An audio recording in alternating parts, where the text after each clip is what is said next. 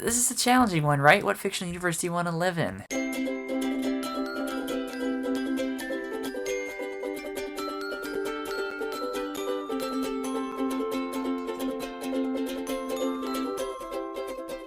So I have this thought journal of themes that I write in all the time, and I usually would write in it after a different movie that I've learned. What makes a fictional universe interesting and what makes plot proceed is drama and strife and challenge, and that's what makes a lot of universes dystopian-like and probably people not wanting to live in them. I can see the appeal of Star Trek and of Harry Potter because there's some stability and there's magic and there's a little bit of danger and strife because of how the plot goes. They end peacefully once the villain is defeated and there seems to be sort of a utopia that results. That'd be a nice thing to live inside of. I was looking at the video games that I have out in the main room, and a lot of them are dystopian, like BioShock and Fear, Left 4 Dead, and Last of Us. They're not very nice places to live. There's lots of fictional universes that are great and appealing to play in, but not necessarily great to live in. What attracts us to video games to play and enjoy them is not the same thing that attracts us to want to live inside of them. I can't believe it's snowing right now. Think about Portal and what happened in that world. I'm not exactly sure how long that happens after the apocalypse, but it'd be fun to have the portal gun. And then I think about other games that are not even fictionally human related and are animated, like Super Mario Odyssey or the Galaxy series, where you get to explore the galaxy and do puzzles and stuff. A lot of that is chasing Bowser and constantly trying to prevent him from marrying the person that you love. So I don't know, the world seems trying to constantly kill you in that game as well. And then Animal Crossing is okay,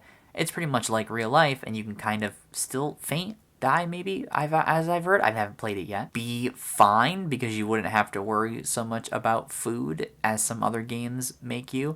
Don't Starve would be a terrible place to live. And then games I love to play, like the Half-Life series and Uncharted and all these other games, are great, but people are constantly trying to kill you as you're sort of hunting for certain things. I don't think that would be a very, very pleasant experience. The place I'm landing is an interesting story that I feel really, really connected to, and I like it because of its simplicity, but only in the timeline after the fact of the last movie in the series. Because I would have wanted to have been part of the journey despite how tumultuous it was, and that's the How to Train Your Dragon series. I don't know what they're eating in that movie, but they have food all of the time. I assume that it's sheep or cows or some kind of livestock because they're Vikings. But really, I think the main appeal of the whole thing is just to wake up, have everything necessities covered in terms of food and water and people and an environment to live in, but also just the ability to explore and map the world using a dragon and be able to fly up really high and somehow still survive. But even the whole end of that series and how it concludes is really nice because life continues to go on, maybe with no villains or whatever, however that timeline is decided to continue based off people that enjoyed it. Explore and be curious and travel and build a relationship with a kind of creature that's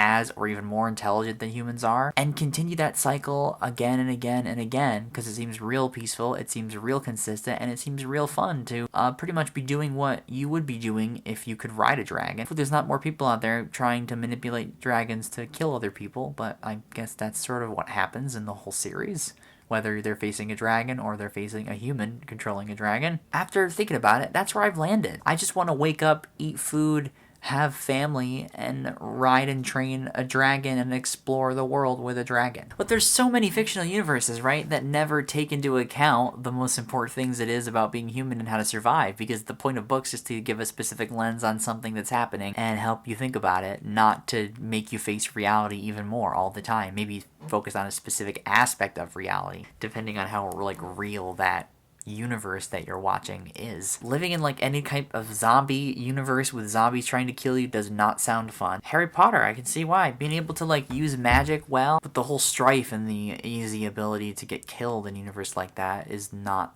very appealing. I don't even want to live in Jurassic Park or anything like that, because dinosaurs are amazing and wonderful, but they can also kill you. It can be done extremely well and be very interesting. I feel more safe researching and being curious about dragon species I find on my own dragon than trying to be a human controlling a bunch of dinosaurs. Maybe I could ride a dinosaur. I guess I like how to Train Your Dragon handles all of the what's happening and what issues it addresses and what it focuses on and how it builds the universe. There's not a lot of technology that's in in it. The technology is really, really simplistic, so it's very reliant on tools and teamwork and community and family and the ability to cooperate with dragons in the process of surviving. I like how that whole story progressed and how it concluded. Dragon travel on land and the awesomeness of that via dragons and exploring is paralleling really hardly in me to explore through space and do some of that with the advanced technology, more of a sci-fi approach. So that's where I've landed.